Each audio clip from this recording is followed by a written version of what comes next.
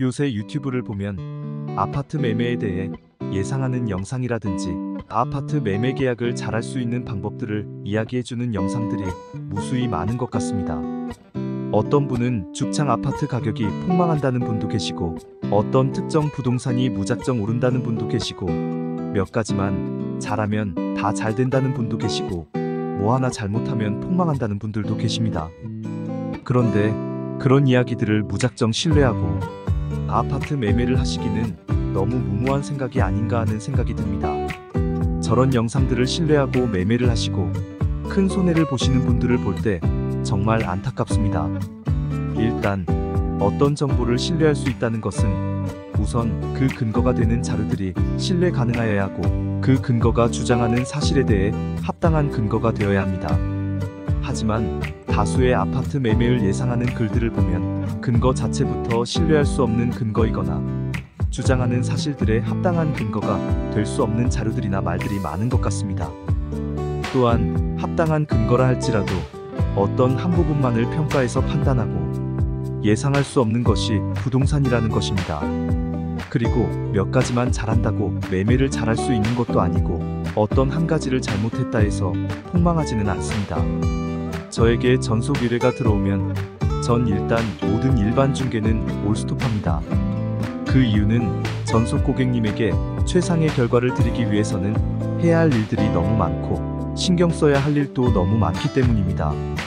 기본적으로 전에 말씀드린 것처럼 전체적 흐름을 정확히 파악하기 위해 신뢰할 수 있는 자료들을 분석하고, 현재 흐름이 언제까지 갈 것인지 파악해야 하고, 어떤 물건에 대한 정확한 시세 파악을 하기 위해서 지금 매수인과 매도인들이 어떻게 반응하고 있는지, 오프라인, 온라인에 어떤 매도인과 매수인이 있고 실질적으로 팔고 사실 분인지, 어떤 생각들을 가지고 매매를 생각하시는지 그분들의 생각도 체크해야 하고, 광고의 효율을 최상으로 끌어올리기 위해 매물에 대한 영상이나 사진을 잘 촬영하고 편집해야 하고, 어떠한 광고 매체에 기술적으로 심리적으로 어떤 형식으로 광고를 하고 어떻게 운영해 나가야 할지도 생각해야 되고, 중개업소들이 어떻게 반응하는지도 체크해야 하고, 매도 시점을 언제로 결정해야 할지, 최상의 가격을 끌어내기 위해 매수인과 매도인들을 어떤 방식으로 소통해야 할지 생각해야 되고, 또한 이러한 계획들이 각각 오차가 생겼을 때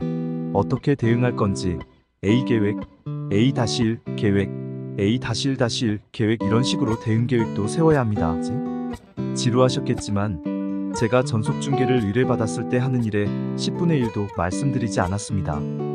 이만큼 최상의 결과를 가져오기 위해서는 해야 할 일들이 무수히 많습니다. 저 자신도 완벽은 없다고 생각하기 때문에 고객님에게 최상의 결과와 이익을 드리기 위해 지금도 또 배우고 또 연구하고 있습니다. 얼마 전에 어떤 분이 유튜브에서 중개업소에 많이 의뢰할수록 좋다는 말을 듣고 수십 곳의 중개업소에 매물을 의뢰하는 것을 보았습니다. 중요한 것은 파는 것 그 자체가 중요한 것이 아니라 잘 파는 것이 중요하다라고 생각합니다. 전에도 말씀드렸지만 많은 중개업소에 의뢰하고 자신이 그 모든 것을 컨트롤이 가능하다면 그렇게 하셔도 됩니다.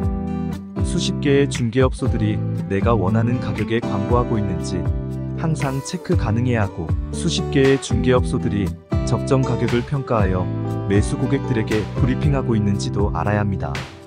아파트 매매 광고를 어떻게 운영하였는지는 아파트 매매 가격에 엄청난 영향을 줍니다.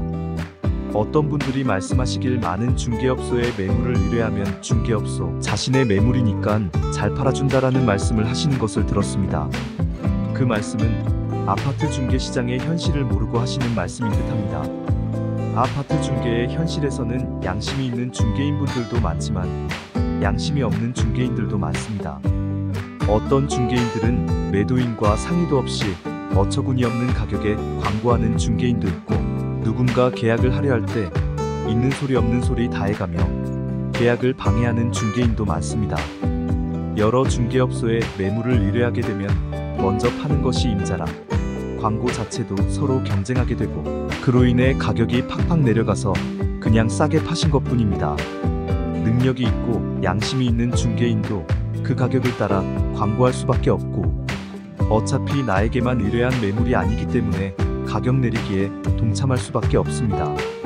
수십 개의 중개업소에 물건을 의뢰하고 그것을 다 컨트롤한다는 것은 거의 불가능에 가깝습니다.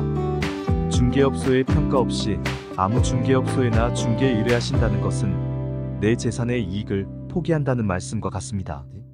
만약 자신이 전적으로 믿을 만한 중개인이 없어 여러 중개업소에 물건을 의뢰하신다면 여러 중개업소를 방문하시어 양심이 있고 나름 역량이 있는 중개업소를 선별하셔서 중개 의뢰하시길 바랍니다. 자신이 편하기 위해서 문자를 보내신다는 분들도 있는데 최소한의 노력도 없이 어떻게 내 재산을 지키고 이익을 볼 수 있다고 생각하는지 의문입니다.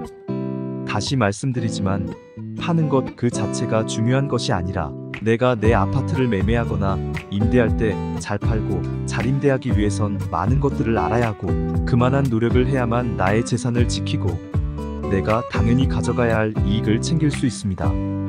매수와 임차도 크게 다르지 않습니다. 유튜브에 보는 정보도 앞에서 말씀드린 것과 같이 그 근거가 신뢰할 수 있어야 하고 주장하는 말의 근거가 될 수 있는지 꼼꼼히 생각하시고 적용하시길 바랍니다. 한 번의 실수는 내 재산에 너무 큰 손해를 줄 수도 있기 때문에 검증에 검증을 꼭 하시길 바랍니다.